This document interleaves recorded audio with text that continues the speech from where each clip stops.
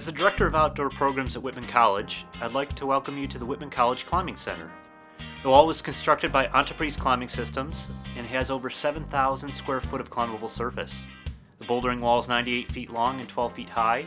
The vertical wall at its highest point is 98 feet high, and the rest of the wall is 92.5 feet high. To use this facility, you must complete a few requirements. First, you must read and sign a liability waiver in safety policies form. By signing the waiver, you acknowledge that climbing is inherently hazardous and could result in harm, personal injuries, or death. Second, you must watch this safety video and listen to a brief orientation talk. Finally, a staff member will take your picture and swipe your ID card as part of the record for the climbing center.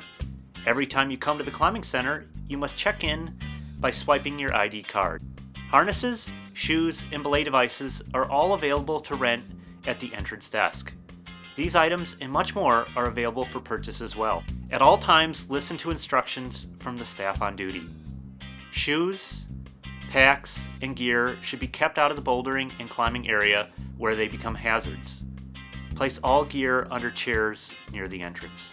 Food and beverages create a mess and are not allowed, but we encourage you to bring a water bottle since the closest drinking fountain is inside the Sherwood Athletic Center. Bouldering is allowed anywhere on the bouldering wall or below the red line on the vertical wall. You cannot use handholds above the red line. Roped climbers have priority, so do not boulder beneath them. It is a boulderer's responsibility to clear their landing zone before beginning a climb. You are far more likely to be injured while bouldering than during roped climbing because every fall is a ground fall. For this reason, we highly encourage boulderers to use spotters and crash pads, especially when in an inverted position. Be especially careful when jamming your feet into the horizontal crack, because if you fall, you can seriously damage your ankle or leg. The purpose of spotting is not to catch the climber, but to protect their head and guide them to the ground. Spotters need to be in the right place, or they can be injured as well. Spotters should also use cupped spoon hands and not forked or open hands in order to avoid injuries. When placing crash pads below the vertical wall or outside, make sure that they are directly below the fall line and push them together to avoid ankle rolling. Look out for other facility users and volunteer to spot a boulder who is by him or herself. The outside boulder is part of the climbing center, so the same rules apply to it as to the rest of the facility. Crash pads and a spotter are highly recommended when topping out on the outside boulder. If crash pads are not present, they are available inside when the facility is open. We recommend you to not top out when the facility is closed and you cannot access the pads. You must wear a wall user card when climbing on the vertical wall.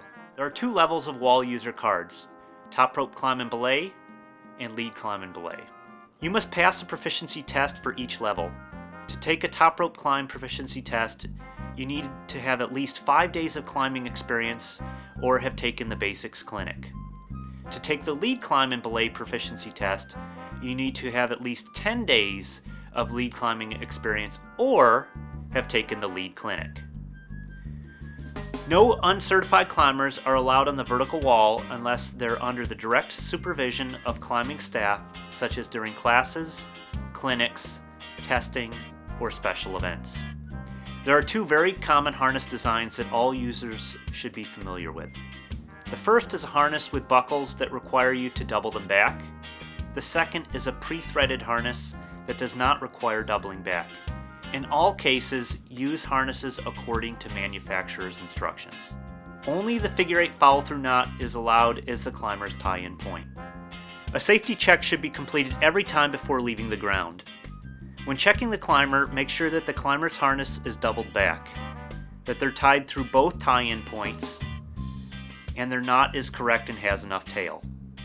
When checking the belayer, check that their harness is doubled back, that their belay device is loaded correctly and clipped into their belay loop, and that their carabiner is locked. The climber should also check to make sure that their belayer is close to the wall and that the system is closed. A stopper knot will work for this. Helmets are recommended because they reduce the likelihood of injury and that they're available free of charge. If you choose not to wear a helmet, you do so at your own risk. Use proper climbing commands. On belay? Belay's on. Climbing. Climb on. The P-bus belay method is the preferred belay method at this wall.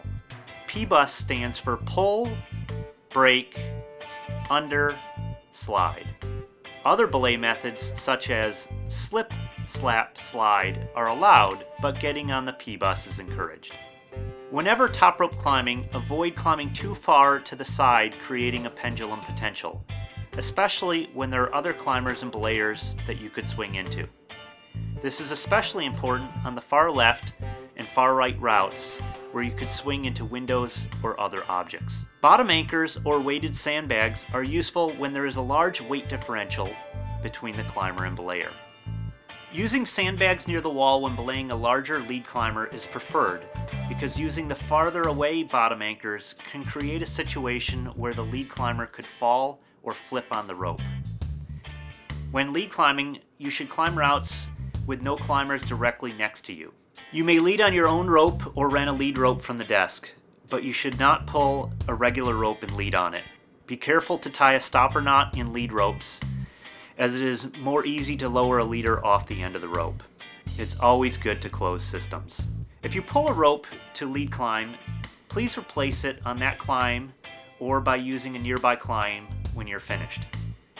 Because a lead climber is not on belay until they clip the first bolt, belayers should spot them up to this point. They should continue to keep the rope relatively tight all the way through the third clip so as to avoid a ground fall. Lead belayers should stand close to the wall to avoid being pulled hard into the wall during a fall.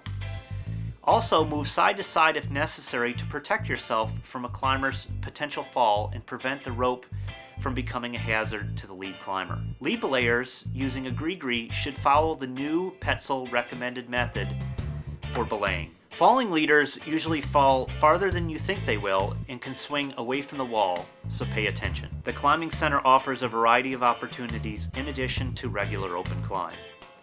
We offer beginning, intermediate, and advanced courses and clinics on a variety of topics. Basics and lead clinics teach top rope climbing and lead climbing and belaying, while movement clinics hone your climbing techniques. True Blue auto belays are available for use at the wall. Be aware that the biggest concern with auto belays is people forgetting to actually clip in and they inadvertently end up soloing. Therefore, we will require a safety check. Always have another climber or a desk staff person check your harness and that you are clipped in properly. Thanks for your attention, and we look forward to seeing you down at the Whitman College Climbing Center.